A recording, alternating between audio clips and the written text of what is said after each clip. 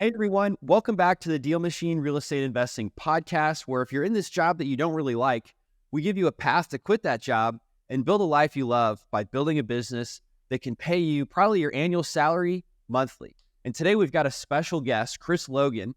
He owns a 7-figure wholesaling company, and he's based in Tampa, Florida, but he believes the best real estate deals are not in your backyard, but they're actually just a phone call away. So he uses a reverse geo-wholesaling approach, and he's passionate about showing new wholesalers how to wholesale their first house in 30 days. So if you guys are, like I said, wanting to quit your job and seeing a path where you can build this life you love, Chris is the guy who's going to make it happen. And if you guys have gotten any value from this podcast so far, please drop us a review. That helps us make more content to help you get financial freedom. The DealMachine REI Podcast. Everything you need to know to get started in real estate investing.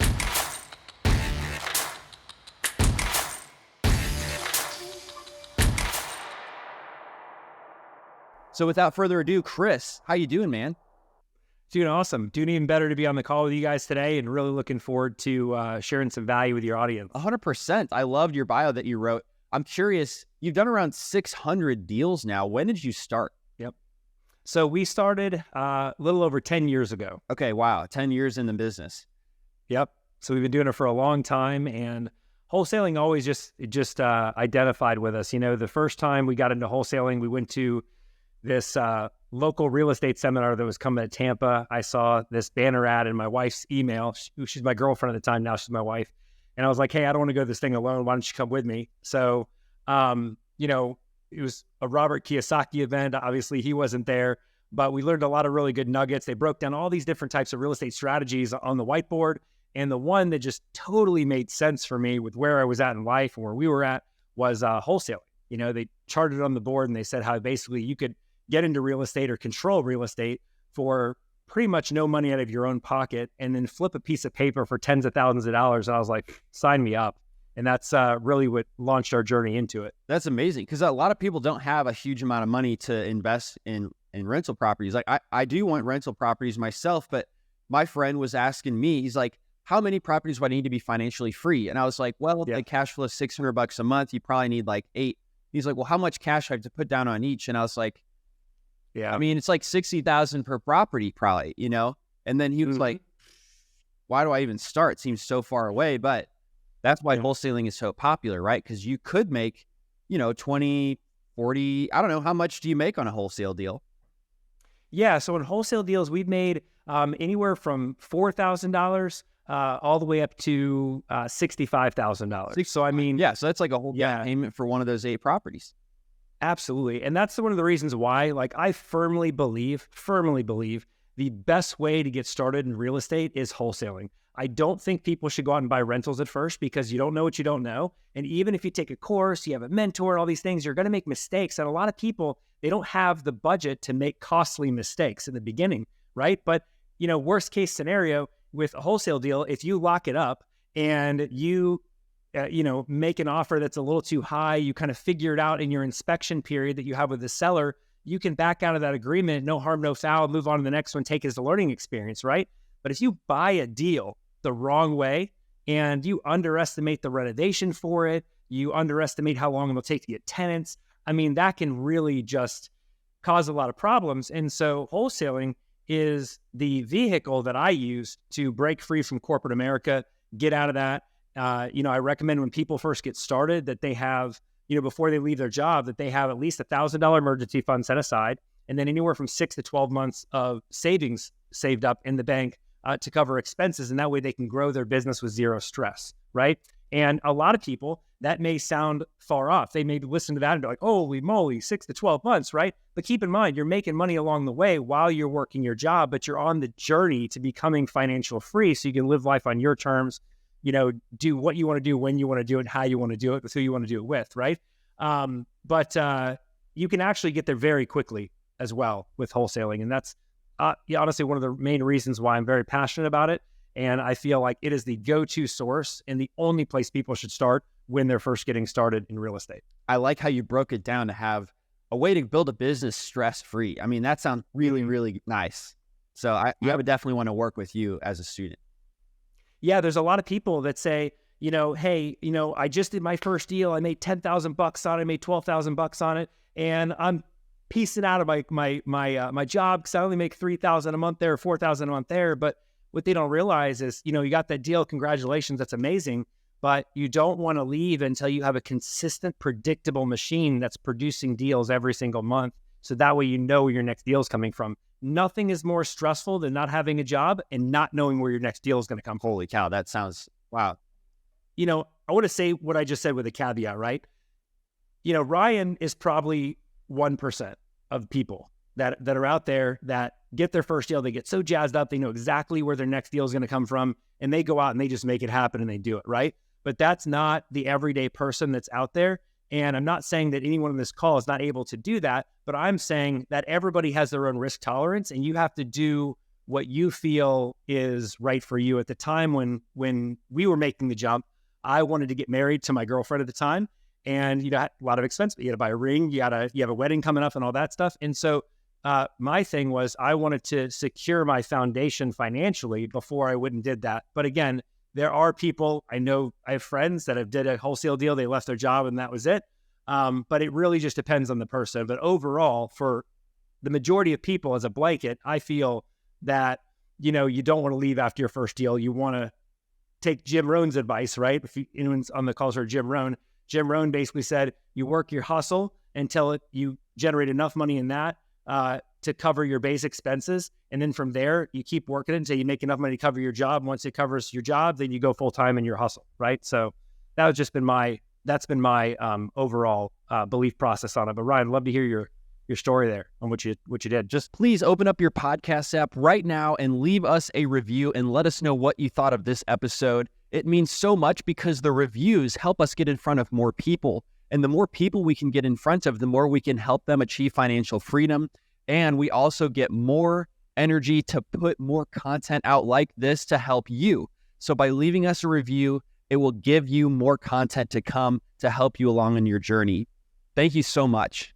Yeah, so it all comes down to the person, what their own risk tolerance is. For me personally, and for all my coaching clients, what I recommend that they have at least 6 months of savings in the bank, because honestly, I want to position them from a point of success, right? Let's just be real here. Life happens, and the way you think things are going to go all the time don't exactly go all that way. So it doesn't hurt to have a cushion to fall back on if, God forbid, it takes you another month or two, or there's a 2 month in between deals, or you come across an amazing probate deal that you think it's going to close in 30 days and you find out that it's going to take 6 months to clear the legal issues. And you're like, oh my God, my bills and all that stuff, right? So personally, I want people to have peace of mind, and I want them to be able to just 100% focus. So yes, I would say 6 months. Now, there are people that I've known, right, that one of my coaching clients in particular, he was one of my first coaching clients, and his thing was, after I get my first deal, I'm bouncing, right? So he was fortunate. His first deal, I think, was like 30 grand, right? And then he was like, I'm leaving my job. I'm done, going into it full time. Now, it wasn't all sunshine, butterflies, and rainbows after he left his job. There was a lot of struggle for him after that, because like I said, while he had a really great first deal, it took some traction to get deal 2 and 3, right? And so, but he was committed. He was driven. He was like, I will fly through a brick wall to get my next deal. I don't care what it takes, but that's the mentality.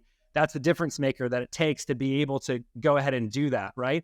And so now he's gone on to earn over 7 figures in wholesaling, and just an incredible guy. Now I think he does fix and flipping, has a rental portfolio and stuff like that. But the thing is that it took a lot of dedication, drive, and focus to be able to do that. And you have to be 100% dialed in with your schedule, time blocking all throughout the day, making sure that you are being really efficient with your time. You know exactly the marketing channel you're going to stick to. You're not going to be jumping around to shiny objects with every email that comes out, and you're focused, right? And that's what it takes to be able to do that. And that's how I think that you did it, Ryan. I think you were just really focused, and you knew exactly what you wanted to do. You didn't get distracted, and you just focused. I'd be willing to bet that that's exactly what happened. He was very focused. I could say that from hearing his stories over and over again. Yeah. Chris, I wanted to know, because you said that real estate allowed you to leave corporate America, buy your time back, and then enjoy traveling with your wife and buy your dream house. Let's hear a little bit about that dream house. Yeah, so my wife and I, we moved to Odessa, which is right outside of Tampa. It's about 20 minutes outside of Tampa.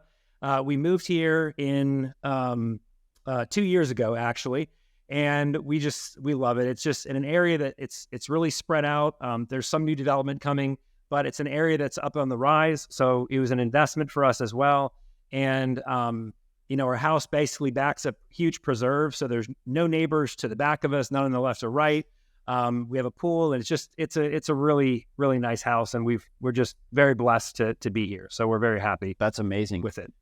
Yeah. And I know you said you like to help a lot of people achieve that dream for themselves. Can you tell us a little bit about the first and second deal that you did? I know the first one you didn't make a ton of money, but I think there's some nuggets in there. How much did you end up making on that second deal, just so people can understand what they can do? So the second deal, we only made about $4,000 on it. Okay. But for us, that was all the proofs that I needed that it worked. Yeah. Right. Because the deal before that, I made a ton of mistakes, pretty much every mistake you could make in the book. I showed up to the property in a suit. I showed the house like a realtor, and I wasn't licensed at the time. And like, there was just a lot of things like, the seller had a for sale by owner sign up on the house. I cut it down and put my own sign. I'm like, hey, if this house is going to get calls, they're coming to me. Right. And there was just a lot that I did wrong at that time. But the second deal, I really felt like we had it dialed in, and made all the mistakes in the first one. So the second one made $4,000. And then shortly after that, the next one came right after that. And I want to say we made about like 12.5 on that. 12.5. Okay, great. Yeah. So that's funny. What did you end up, tell me about the first one. What happened there? Yeah. You didn't make money. Did you lose money? No, didn't lose money, but there's a saying, you don't know what you don't know, right? And looking back on our first deal now, I would love that deal now, because we could have made just a ridiculous amount. It was a 6-figure opportunity back then, and I didn't even know. So basically, I was working for Verizon at the time, and a seller came to me. I was upgrading her phones or something like that. And she's like, hey, I have this house, it's in Davis Islands. I don't know if you know where that is. And I'm like, Davis Islands, that's amazing. It's like a multi-million-dollar community outside of Tampa. It's one of the wealthiest parts of Tampa, right? And so I was like, yeah, I know where that is. And she's like, yeah, I have this house. My sister passed away, family member passed away. I inherited it, and I'm looking to sell it. You don't happen to know anybody. I'm like, well, actually, I'm buying houses right now, right? And so we had a long conversation, kind of went through that. I sent her the contract in between shifts through a fax machine that we had at the office, which is really funny. I locked it up, and I had no idea what I was going to do. I was just like, I'm getting my first deal. Like, these guys at the seminar say, if you get a good deal, it'll sell itself. So that's what I'm going to do. I'm going to get this good deal, right?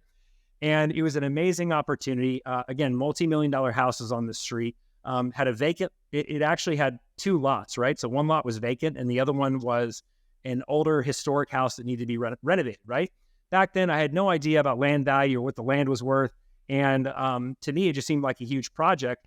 And so the very first guy that comes through the house, I told him, how much we were looking to sell it for. I think we were selling it for, I want to say like $450. And I said, but you can get it from me for $475.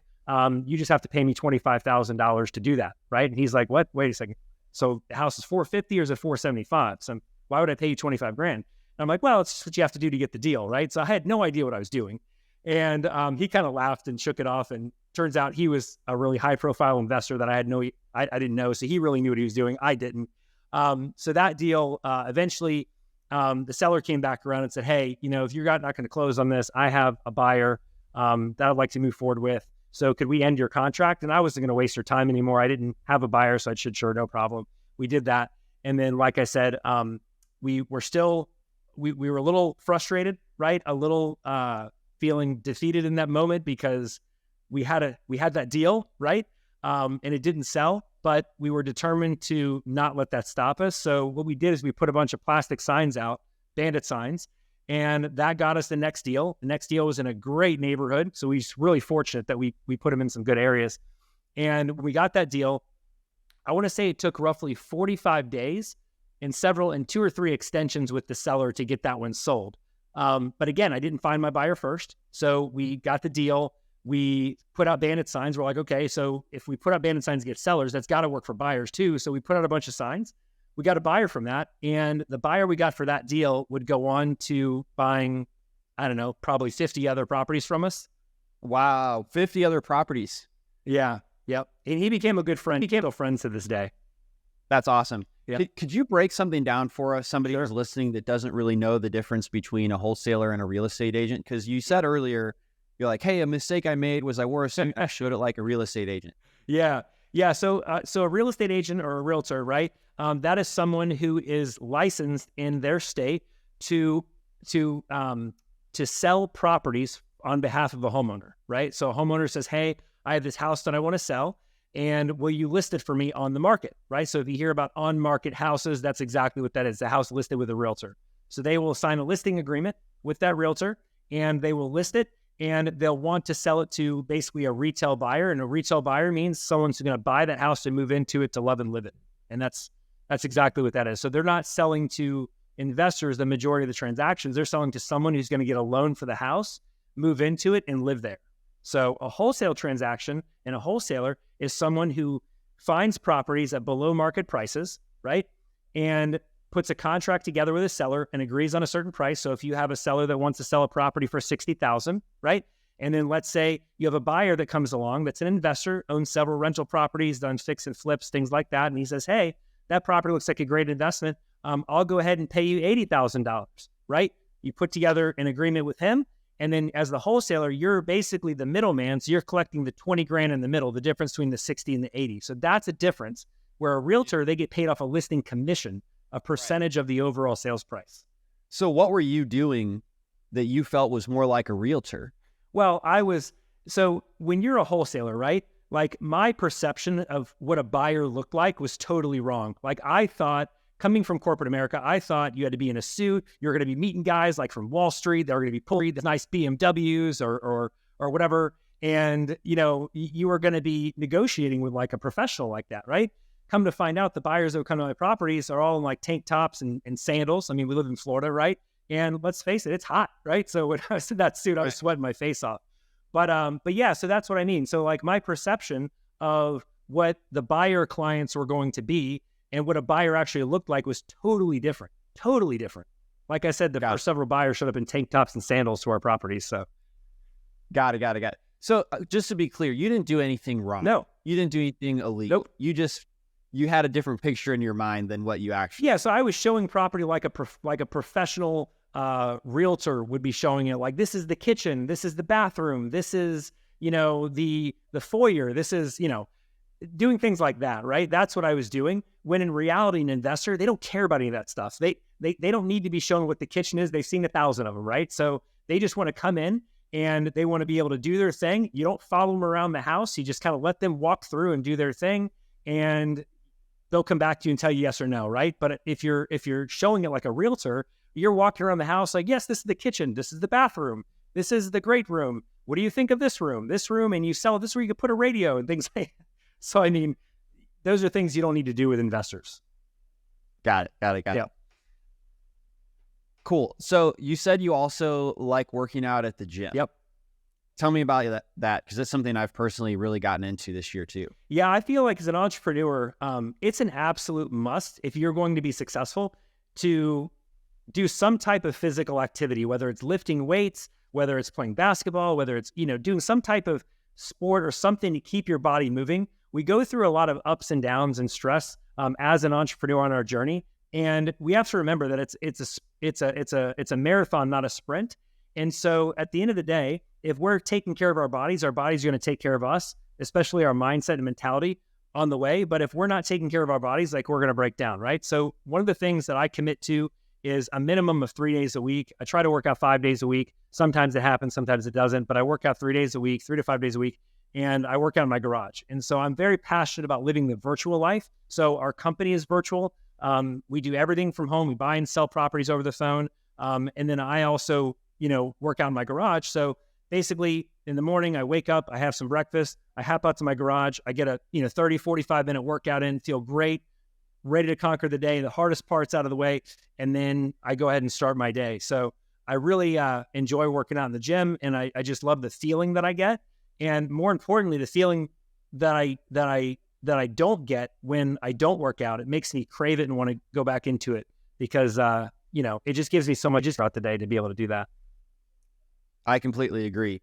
I don't always love the feeling of actually straining my body, but then afterwards, I'm so glad I did. I feel so great. It makes me motivated to do more things during the day. So that's definitely been my case too. So do you have any goals that you're working towards, or is it just more about the routine? For me, it's sticking to the routine, right? And being physically fit. Like I watch everything I eat. I don't count everything to the calorie. I used to, but I don't count everything to the calorie anymore.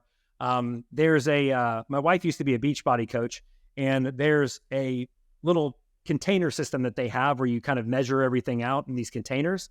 And I find that really helps me portion everything. And then I just use common sense. Like I don't overdo it on types of foods I shouldn't.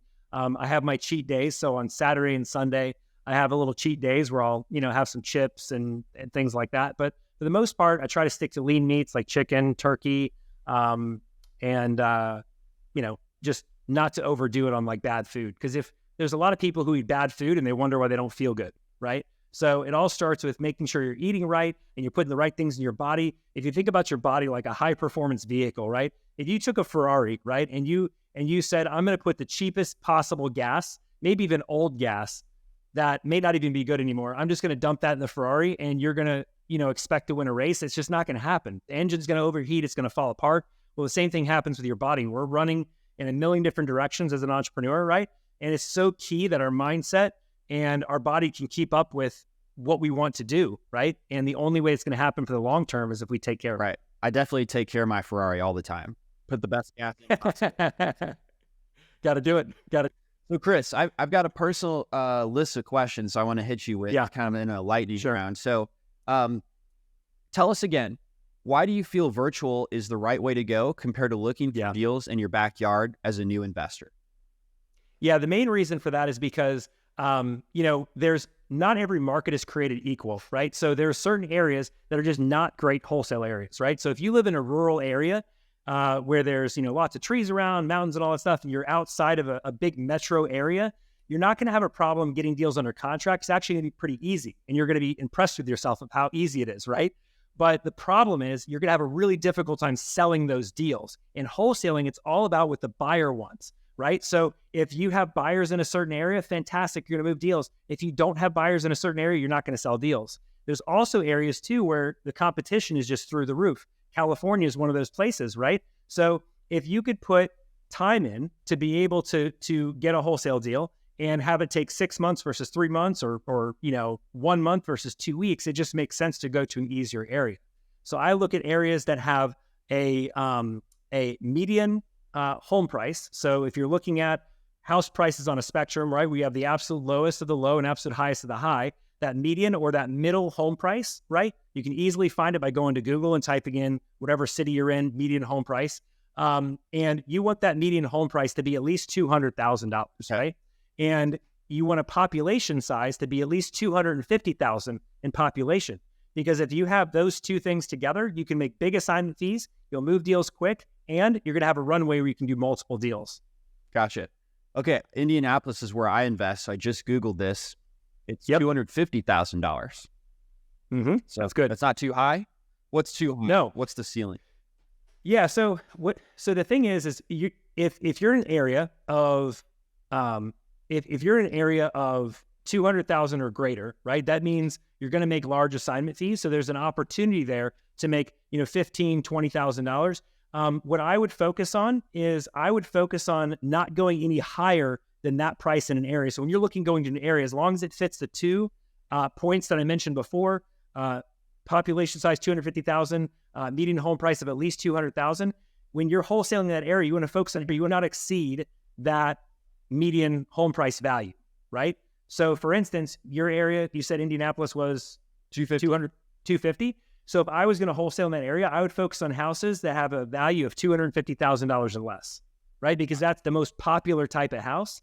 But when it comes to, what type of house is too expensive, it's different. So if in that type of an area, I wouldn't target $1 million homes. I wouldn't target $500,000 or $600,000 homes because, the median home price, the most popular cookie cutter type house is $200,000. So that's where I would start.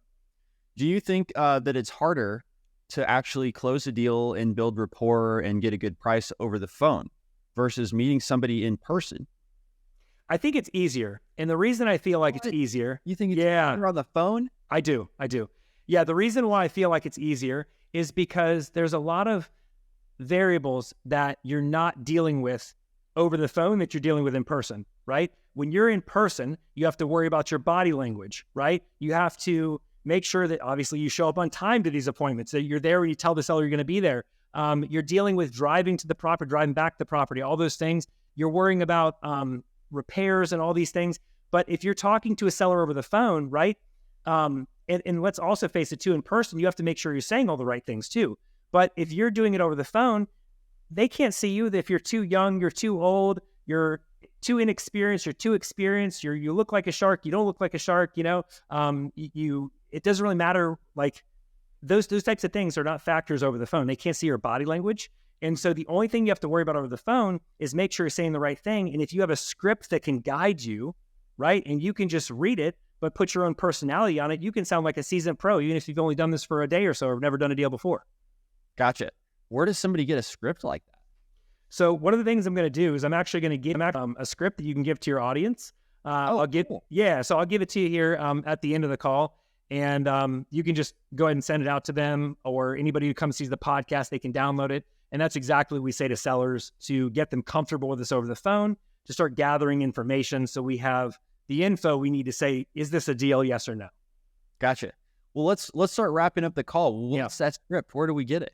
So I'm going to go ahead and send it to you, and then I can either send you a link, or you can take a link and then basically put it below in the show notes. In the show notes, yep, do that. Yeah, yep. Awesome. So that's what I recommend, and just not overthink it, download it, use it, and run with it. Amazing. Chris, what do you think is the final piece of advice you'd want to leave somebody who is really thinking about this, but maybe they have some doubts, or maybe they just can't get going? Yeah. So the biggest reason I find that people can't get going when it comes to getting started in real estate is because they're spread in different directions. They want to do creative finance. They want to do wholesaling. They want to do flipping. They want to buy rentals. They want to do X, Y, and Z new shiny object strategy that gets sent to them in an email, right?